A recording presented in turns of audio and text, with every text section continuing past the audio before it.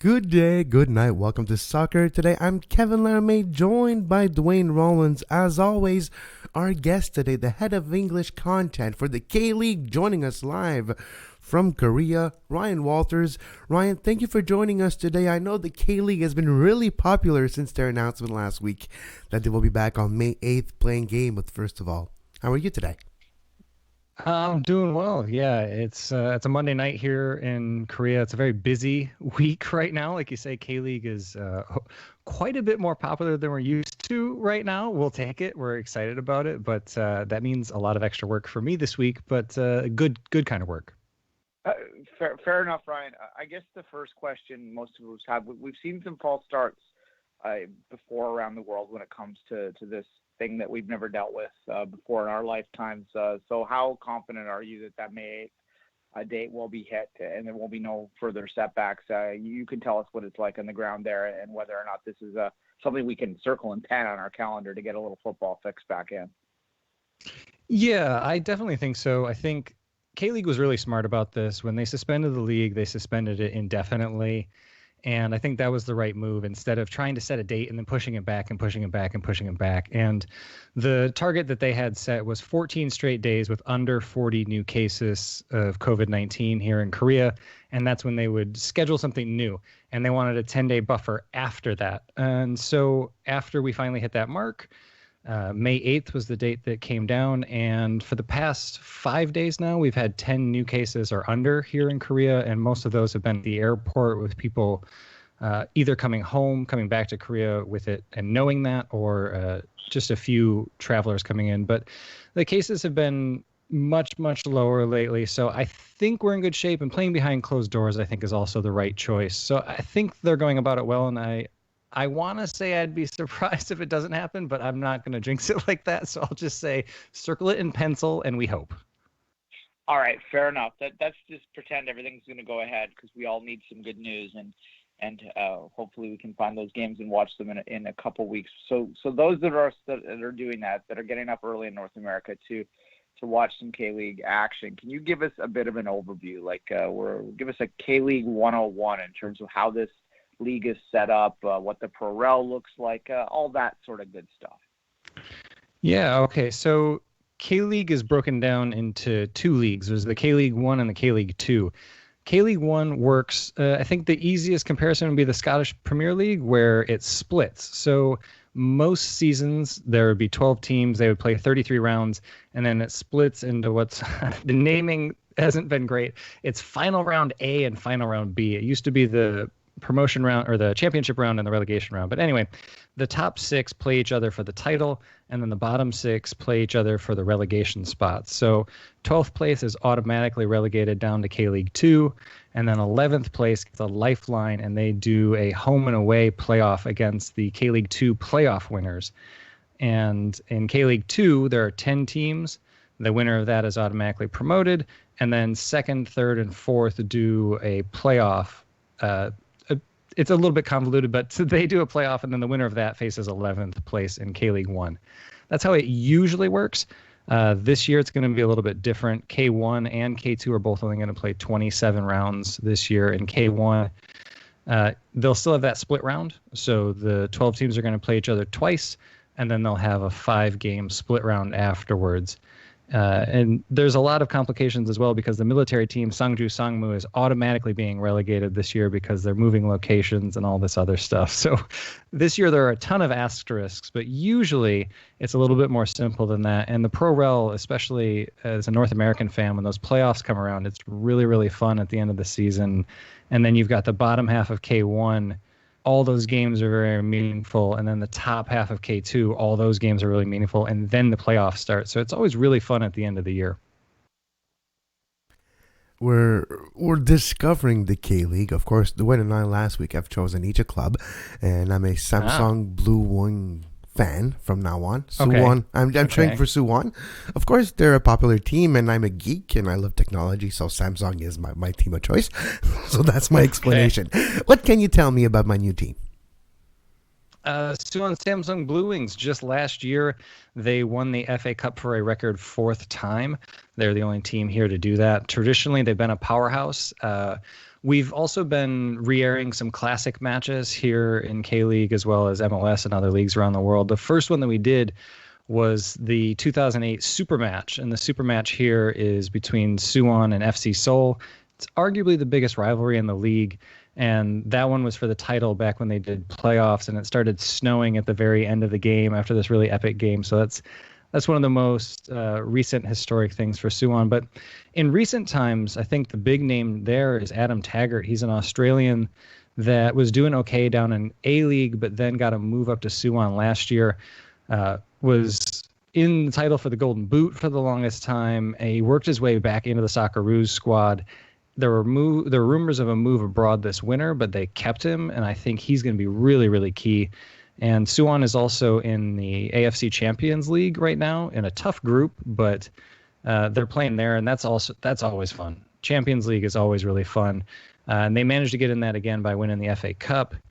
And they have a fun stadium that's nicknamed Big Bird because the West Stand kind of looks like a bird. It's one of the World Cup stadiums, and usually teams kind of struggle to fill those up, but Suwon has arguably the best in-stadium support in the league, and there are a lot that would argue against that. But they always fill up the north end of their stadium, and the fans are rowdy. They've got umbrellas the whole time. They've got streamers. They also sing their own version of Despacito after the half. So like they're all sorts of fun. And that sounds amazing. The team's in a little bit of a weird stretch because they're Samsung pretty much in name only right now. And some of that funding's gone, but they've been really smart with some of their signings, and they're still a pretty entertaining team. It's funny that you mentioned Samsung only by name. It's something that we're not used to as a North American sports fans. If you're listening to us, discovering Korea in a way through the K-League and looking at the Chupol.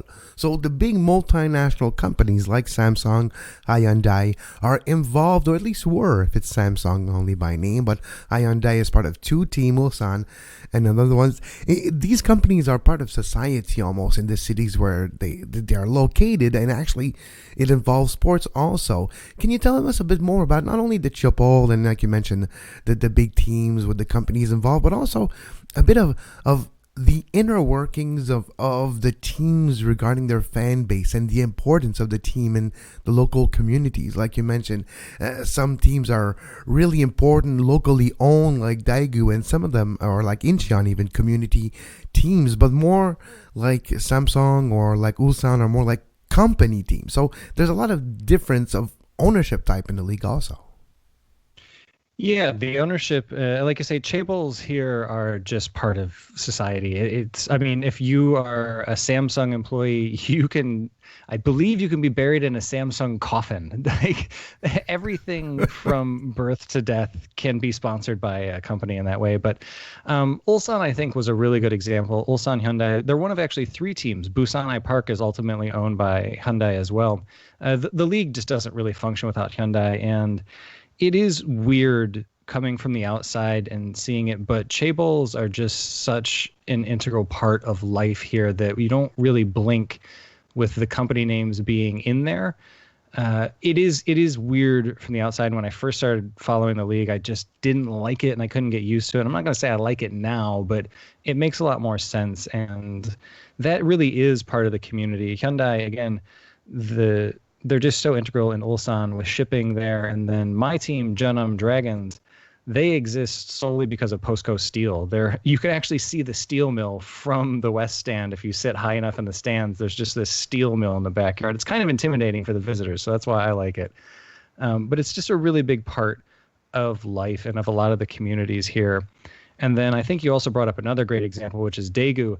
Daegu has really, really skyrocketed in recent years, and that's because they're showing the way forward for citizen-owned clubs, which is pretty much the other way of doing things. It's either large chaebols, large corporations here in Korea, or it's the actual city government. And Daegu made the really, really smart decision to get out of their 60,000-plus World Cup stadium where they couldn't create any atmosphere. There was a running track. It was just a big old mess. But then they found some success, and they built a stadium downtown, 12,000-seater, and the atmosphere in there is amazing. And they had World Cup hero Cho Hyun-woo with them for a long time in net, And that really helped. And it really just galvanized the city behind the club in a way that it hadn't before. And I think that is part of the citizen ownership, because I mean, in the States, we talk about the Green Bay Packers a lot as, a team owned by the city, and it's this weird random thing that's unheard of. But that's not really the case here with K-League, because there are quite a few citizen-owned clubs, and they do become kind of a focal point of the community in that way a lot of times. And it's really fun. I love that difference between the two, because Daegu was in Champions League recently, and they were going down. They were in Australia. I remember this match. They were in Sydney, and nobody knew who they were, and they just barnstormed it. They had such an amazing match. And then all of a sudden people are like, oh, who are these guys? They must be spending money, this and that and the other. And it's just a smartly run team that brings in really good players that hadn't been heard of, molds them well, sells well when they have to, and develops young talent really well. Well, that's interesting to talk about a team that kind of came up from the bottom or the middle of the pack to excel. Is the K-League a league that fosters any type of parity? Do you have a version of Bayern Munich or PSG in the league? What kind of makeup is the league in terms of the parity side of it, or is it more traditional like a European league? Well, this is where my MLS fandom still comes in handy, because I like to see a different champion every now and again. I've been involved in K-League for about 5 years now, and Jeonbuk Hyundai Motors have won all but one of those championships. Mm-hmm. They are unquestionably the giants right now. They have the most money, and they use it well. I don't think there's no secret about that. They don't try to make that a secret. But they make really smart signings, and they develop talent well. And for the longest time, they had the best manager in the league, Chae Kang-hee. He's not with them anymore. Jose Moraes, who I think some folks might know, he was a lot of Barnsley fans won't like hearing from him. But anyway, he's their current head coach, and he did all right with them last year. Last year was really competitive. Ulsan Hyundai looked like they were going to get up there, and they actually had the lead for the longest time. And on the last day of the season, all they had to do, and this will be very familiar for U.S. fans, all they had to do was not lose, and they would have had the championship. And Pohang, their rivals, that's one of the other rivalries, Ulsan Pohang. Pohang beat them 4-1 on the final day to steal the title, and Jeonbuk won their game. So they won it on the last day. So there has been some competition for it. FC Seoul was the other team that won recently. They won in 2016. But it is more of the, I guess, like you said, the European style, where there's one juggernaut. And I think folks that, even if they only know a little bit about K-League here in Asia, they know Jeonbuk. They're a big club. They've been a big club for a long time. And like I said, they go about it in a smart way. They get players with military exemption, so they don't have to worry about that. And they bring in young players. Cho Gyu-sung is a player right now that just won the AFC U23 championship this winter with FC Anyang in K2. Jeonbuk said, oh, he's nice, we'll take him. So they went and got this striker that just burst onto the scene last year. And they just went and got him because they can. And that's why they keep winning. Let's talk a little bit about where the K-League stands within the general society in Korea. My understanding of it, and tell me if I'm wrong, is that it struggles to get attention above what is the more popular sport that's played at the same time, which is baseball, I believe. Where does it stand in society? How popular is it? Is my assumption correct? Talk about that. Yeah, that's one of the things I think for folks from the outside, a lot of times they'll say that football is the main sport here, and it's not. You're spot on. Baseball is the most popular sport here, and I'll be honest with you, if you go to one KBO game, you understand why, because they're super fun. It's not like in MLB where the tickets are a bit overpriced and the hot dogs and beer are extremely overpriced. KBO and K-League are both very similar in the way that it's very affordable to get into the game. K-League and KBO, it's the equivalent of like $10 to $15 to get in. And then if you want, you can bring your own food in. So like if you get a pizza on the outside and you want to bring in an entire pizza to eat with you and your friends, that's fine. You can do that.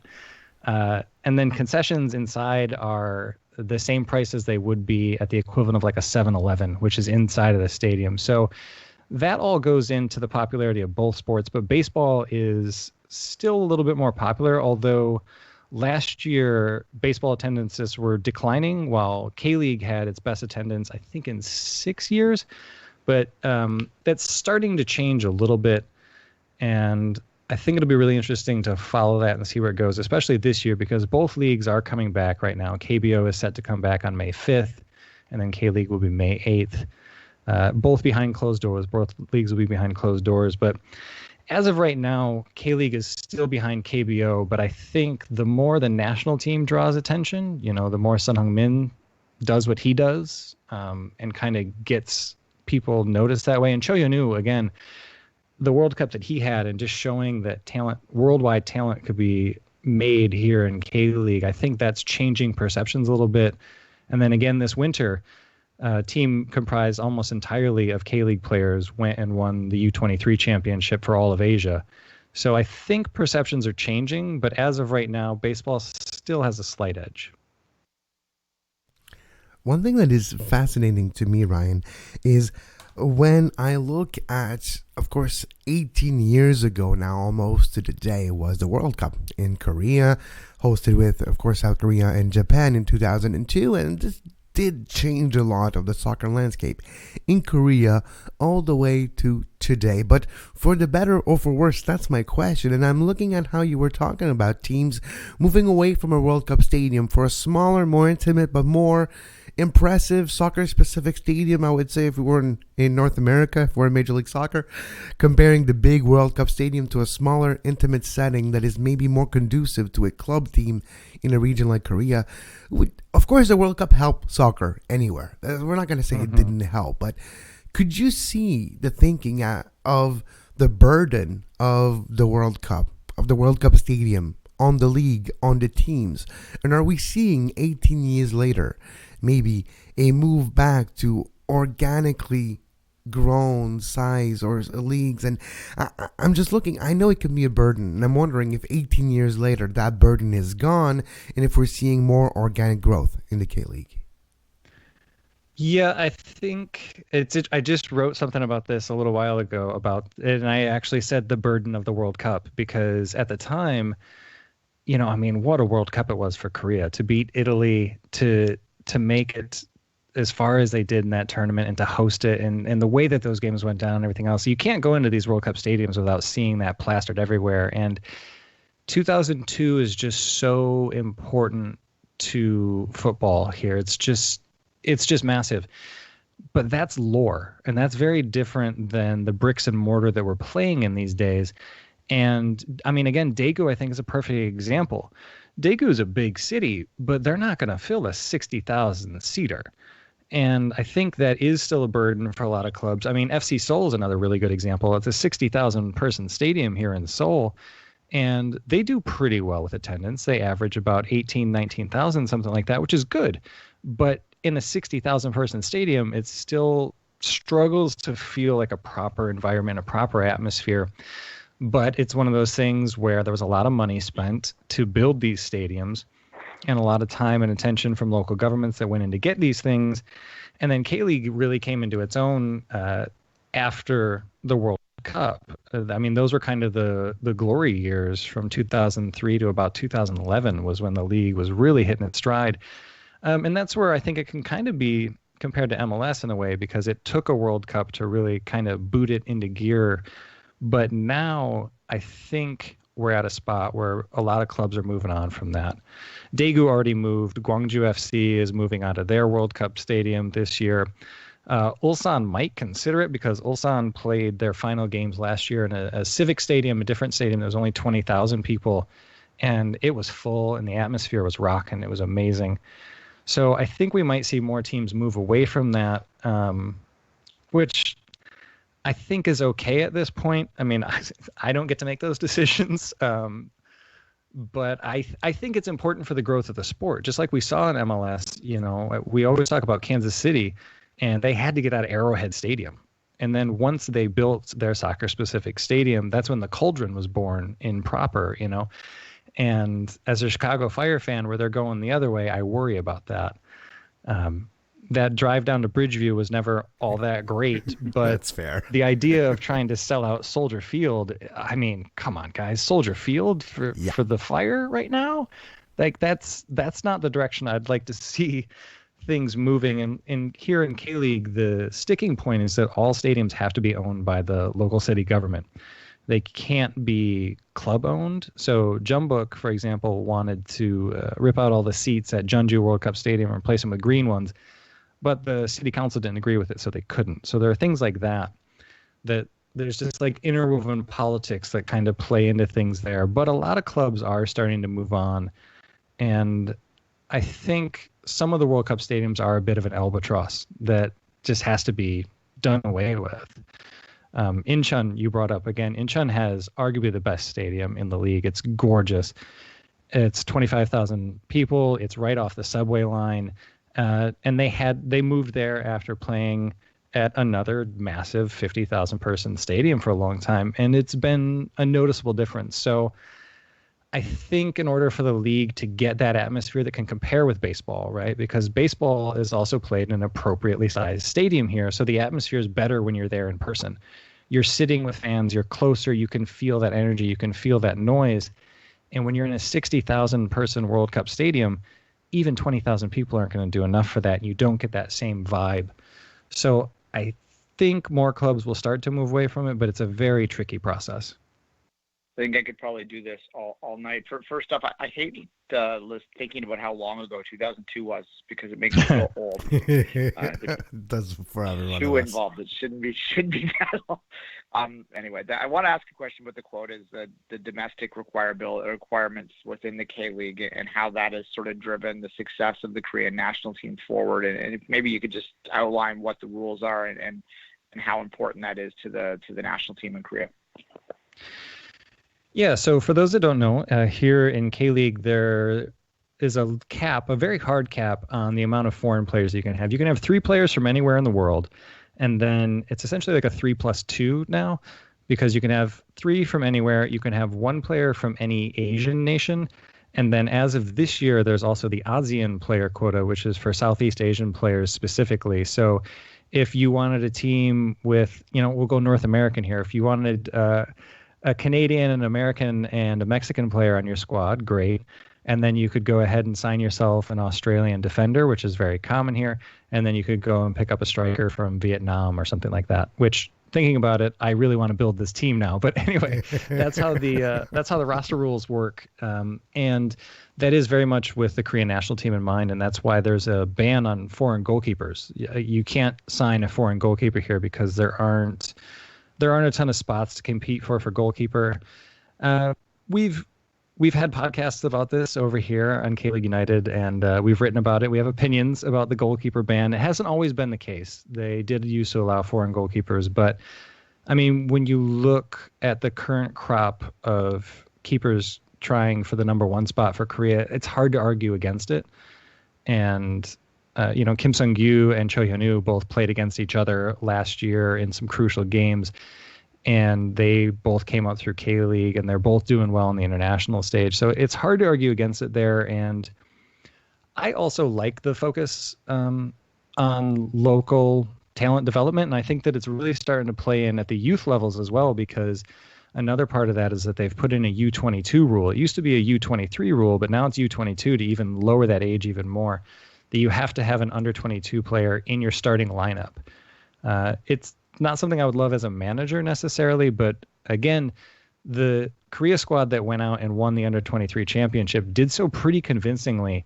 And that was all players that had some meaningful minutes in K-League 2 and in K-League 1, and they're getting those minutes because of these roster rules. And I think, again, it's hard to argue against that success because we're also only a few years removed from Korea making it to the final of the U20 World Cup. So it seems to be working out. And again, I like that focus because I think it keeps things local, and I think it gives fans more of a connection.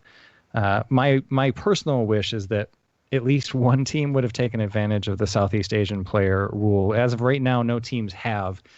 But we can see that working really well in Japan, in the J-League, where there are quite a few Thai players that are doing really well, and it's really helping between those two countries specifically. And J-League is growing in popularity in Thailand, and a couple of those Thai players are really helping elevate the national team there. So it's something I'd love to see happen here in Korea. But as of right now, as far as like domestic talent, I think the development's going really well. I could go all day, Ryan. We could talk about Australia. We could talk about how Australia fits in Asia and a lot of things. But before we say goodbye for today, first of all, we appreciate your time. We know it's in the evening in Korea, and we appreciate you taking the time to talk to us today. In a weird time in the world right now for many different reasons, and your part of the world included. But I want to finish with this, because this is something that is also very different for us North American fans or just international soccer fan looking into Korea and the K-League. You mentioned the military team, you mentioned military service, and the 22-year-old age. I think all these three, you know where I'm going with this. There is a rule in Korea. When you get to 22 years old, you have to do your 2 year of military service as a man in Korea, all the way to today. There's ways around it, like winning the Asian Games as a soccer team, then your entire team is exempted. The son of Tottenham is really happy about that. Just one example. What can you tell us about the military service, the military team, how this affects the K-League and development of soccer players that are in that age group? Yeah, so it's a really interesting twist to this league that we do have a military team. I think 28 is the cutoff. So a lot of players, Sangju Sangmu is the military team here. And for the longest time, they've recruited players kind of towards the latter stage of their career, their late 20s, that then go and do their military service and then maybe play for a few years afterwards. But what they're starting to move towards a little bit more, and what I hope that they continue to do, is a little bit more youth development. Hwang In-bum, who you'll know very well, he's with the Vancouver Whitecaps right now. He was serving his military service with what was at the time the police team. So we used to have two teams where players could go and do their military service: an army team, Sangju Sangmu, and a police team, which has had like 50 different names in the past couple of years. They were Asan Magunghwa at the time. And he was doing really well there, but it was a little bit controversial when he decided to go because he was still really young, still in his early 20s. But I thought it was a great move because it was getting his military service out of the way early and allowing him to then go ahead and move on and maybe play somewhere else. And I think that move is maybe propelling more players to do the same thing. Oh Se-hoon is a player right now. He's a striker that did really well with the youth national team, and he's doing his military service right now with Sangju Sangmu. I think with that same mindset of get it out of the way early and then I can move abroad, because Sun Heung-min is a perfect example of what happens when you don't have it, because there is conscription here. You do have to serve 2 years in the military if you're a Korean man, and he was looking at having to leave Tottenham Hotspur to come play for Sangju Sangmu. And I mean, I was personally excited about the idea, but I think I'm like one of 10 people that was into that. Again, it is a little bit of a weird thing to get used to. And again, for the longest time, Sangju has focused on players in their late 20s and kind of getting it out of the way. And I think that's changing now, and they're starting to become a little more focused on youth development and getting players. And I'd love to see players getting in at 19, 20, 21 years old, keep the team in K-League too, and just focus on development. And honestly, Sangju has been really good for a lot of players' development. A lot of players go there playing okay, and then they find their form in Sangju, and then when they get loaned back to their parent club, they perform much better. And that's been the case for a little bit, and I think that's what's led the change with military service and getting younger players in there, is that Sangju has proven that they can develop talent. And I think if you can kill two birds with one stone, you can you can finish your military service and get better as a footballer at the same time. Well, I mean, who's going to turn that down? So that's kind of where it is right now. But that's another one that I've just been here for so long that having a military team it's second nature at this point. But yeah, it is a little strange looking at that from the outside. And it messes up rosters. The transfer window is real interesting when, sometimes teams will lose 8-9 players at once. So Asan Magunghwa last year, they stopped being sponsored by the police, so they couldn't be a military team anymore. And they lost, I want to say, 8 of their starting 11. Wow. So when the transfer window came, they'd finished their service, they're just done. And they still had another 6 weeks to play in the season. So, I mean, how do you recover from that? So it does really Wow. play into things. But it's interesting. It's certainly interesting. And this year, actually, like I said at the top, they're going to be automatically relegated because the military team's moving. And so for reasons, Sangju Sangmu is going to automatically be relegated, and that puts a whole bunch of other things in flux. There are details. If you follow K-League on Twitter, then we've got a link on there. And I'm not going to go into all of it right now because you'll think that I'm on the other end of this mic with a bunch of red yarn just pinning things together in conspiracy theories, but it actually makes sense. It's on there somewhere. But yeah, Sangju, it's an interesting team. Look for K-League United, of course. Ryan has great English content covering the K-League. You can follow him on Twitter at Mr. Ryan Walters. Look for K-League United. Well, you find all the info you need. Ryan, we're looking forward to May 8th. We're looking forward to learning more about the K-League, and we appreciate you taking the time to talk to us today about maybe my new favorite soccer league in the world. Well, hey, we'll take that. Yeah, thanks for having me on, and I really hope people take to K-League. It's a really fun league, and I'm looking forward to getting some more eyes on it. And I hope Chicago gets their act together for your sake also. So that is very important. Goodness. Also. You got to bring that up at the end. You got to do that to me at the end. We'll talk about the football club on another day with Ryan Walters. But thank you for your time today, and we wish you a great evening in Korea. Thanks for having me on. And we'll be right back after this short break. You are listening to Soccer Today. Follow us on Twitter at Soccer Today SPN and like our Facebook page, facebook.com/Sports Podcasting Network. You can find the podcast version of all the shows we do on iTunes, Apple Podcast, Google Play Store, TuneIn Radio, iHeartRadio, and anywhere you get your podcast. And we're back on Soccer Today. Kevin Laramée with Duane Rollins. That was fun, Duane, talking about the K-League, our new favorite soccer league in the world. 2 things I want to talk to you about before we say goodbye for today. Of course, I want to touch on the military service and how this could apply to Canada or Canada sports or North American sports. That could be interesting.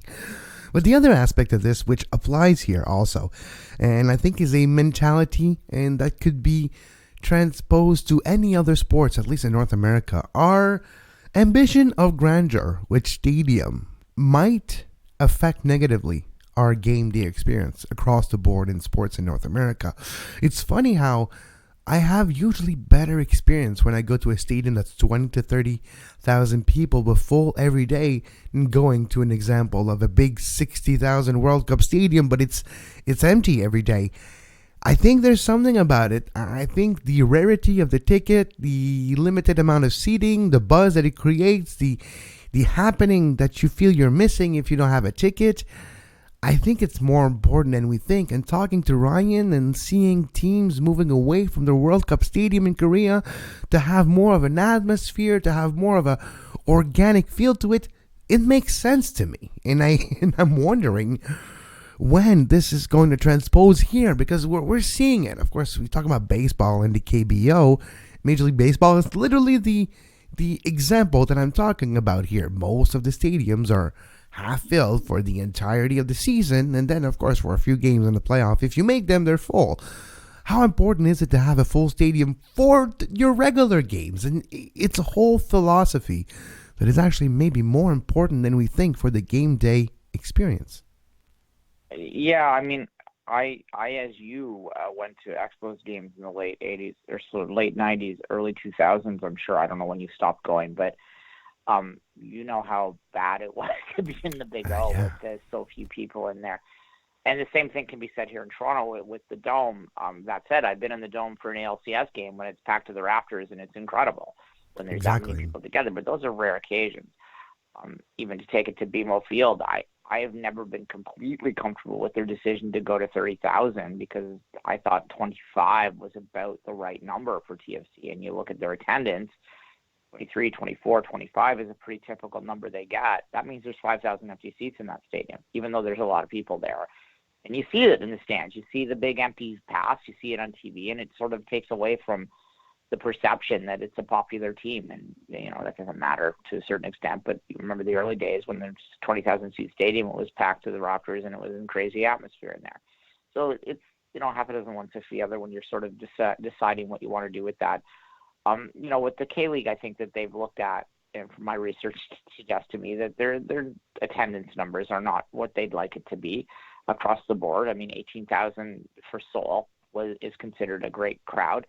It's 18,000. It's in one of the biggest cities in the world, right? So that gives you a bit of an idea where they stand. There's a lot of analogies, I think, between K-League and MLS. The more I look into it and talk to it's insane, Dwayne. I agree with you, and I want to do an exam, like an exercise here, where 20,000, for example, Montreal is a big city. You could have if the Montreal Impact were playing hockey instead of soccer, and they're called the Montreal Canadiens, you could have an arena with 25 to 30,000, and most of the games will be full in a city of 3 million inhabitants in the greater Montreal area or so, depending of the census you use. So it's not a lot of, it's a small stadium versus the size of the city. If you use the analogy that he mentioned, Ryan, in Green Bay, 60,000 seats, small city in Wisconsin is able to fill that. Yeah, but they have nothing else to do. That's a joke. I'm exaggerating here, but it is true though. There's a different mentality here, and I think we have to be pragmatic and realistic. And it's not about always building for the big day. It's not about building for catering to the potential fans that if he wants to come, we'll have space.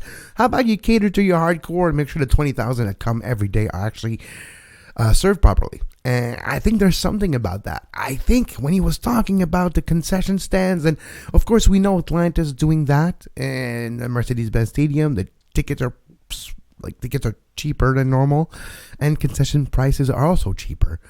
This comes in the region of Atlanta. Of course, we all know that the Masters in Augusta National Golf Club has prices that are back from the 70s. Same. So maybe there's something about that. Maybe you actually treat your fans with respect. Maybe it's not about price gouging. Maybe it's not about charging them $10 for a soda. Maybe you have tickets at a fair price and concession stands at a fair price. Maybe you don't make that much money, but hey, you'll make a fan. And that fan, you're better off making $2 out of one fan for 20 years than making $20 off of one fan once.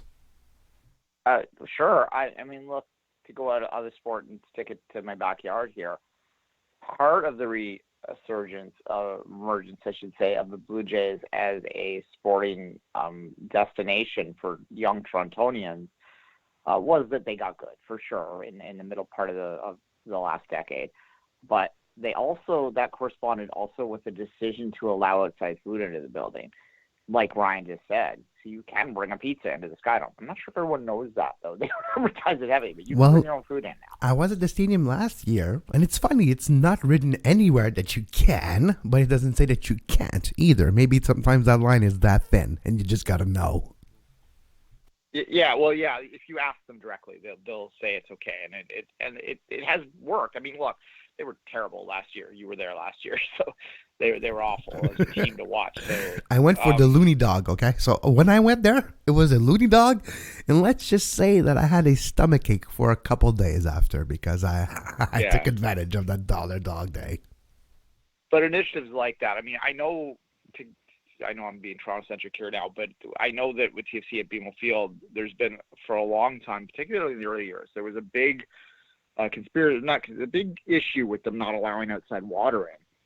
When you get into all this security theater stuff, why they don't let the bottles in, and et cetera, and I'm not going to get into that right now because people, we live in that world. It's not changing.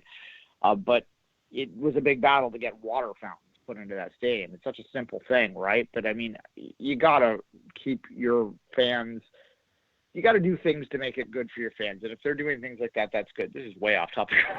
Well, it is, but I think it's important because the way Ryan was talking in Korea, the way he was talking about the fans and stadium that actually changed their mentalities and are catering to the game day experience, like Daegu, like Incheon.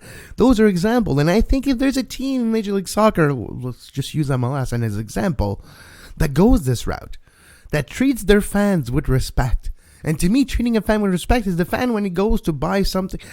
We all have this, especially now where a lot of people are not working and some people are waiting for payments from governments or being furloughed, lost their job. We're going into a very probably troublesome economical times after this thing is over.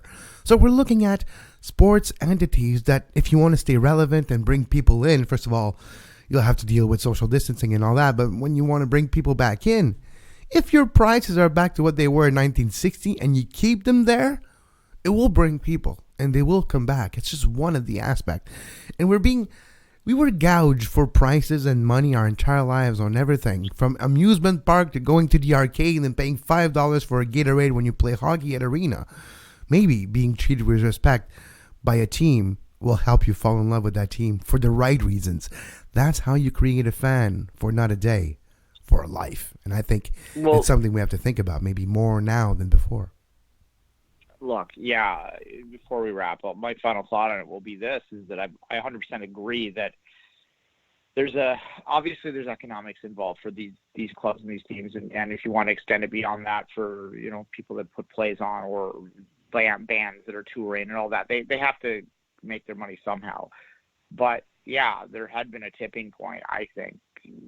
Let's take it off soccer for a second. I like to go to concerts. I have my whole life. It was a big part of, especially in my young 20s. I would go to, a concert a week basically back then because why, Kevin? I could get in for $10-15. Yeah.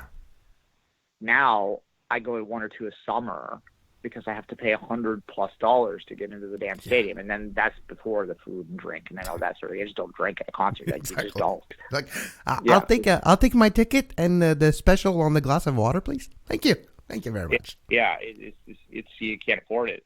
It's a $500 night if you do. So at any rate, yeah, I think that when COVID-19 ends, end it well. And when we eventually get back to the point that stadiums can open up and that concert theaters can open up and that theaters can open up and all that sort of stuff, that they're going to have to reevaluate the pricing a little bit because, simply put, if you're, like you say, even if you get back to working when this is over, like people that have had their jobs paused, they're still going to have to catch up 6 months lost income. $2,000 a month is a nice gesture by the government, but it is not covering what a lot of people were making before. No, exactly. And if you're by yourself, especially, no. If you're lucky enough, you're a couple of people having working income in your household, it might be fine. But if you are by yourself, living like a single parent, that's not enough. It's a nice gesture, like you say. But no, sorry. Go ahead, continue. Yeah, so they're not going to be able to afford anything above and beyond unless they do things like $5 tickets or, dollar hot dogs, as you say. Like, these are small gestures, but you're going to have to price accordingly. And I think that one of the things that frustrates me about Major League Soccer is that they keep, with their deferrals, they keep deferring this date. We all know there won't be games in the stadiums this summer. I'll be generous by saying summer. I thought you were going to go this year, but no, you're right. We'll say this summer and we'll reevaluate in due time. Yeah. Which means that if you have paid upfront for season tickets for 2020, they're going to owe you money back. They need to get in front of that sooner rather than later because people are struggling and say, if you pay 2020 tickets, you can get your money back now because we're not going to play home games. If you want to defer them to 2021, which is what they'd prefer, then that's fine. But you have to give that the option to the people. It's not your choice, it's their choice. Yeah. And that has to happen sooner rather than later. And you have to give an incentive too. I think it's a good topic. We should go back to that topic tomorrow because we all heard Major League Soccer clubs processing payments still for the 2020 season for season ticket holders every month for the last 2 months already now since this COVID-19 situation happened. And I think it's a good way to wrap it up for today and give you a topic for tomorrow. Tomorrow, we were going to talk about Major League Soccer's and teams still charging tickets for season ticket holders. We'll talk that and more on tomorrow's show. As always, you can follow Duane on social media at 24th Minute, myself at Kev Laramée, and our guest today, Ryan Walters at Mr. Ryan Walters on Twitter. We'll be back tomorrow, but as always, until then, for Duane Rollins, I'm Kevin Laramée, and we wish you a great soccer.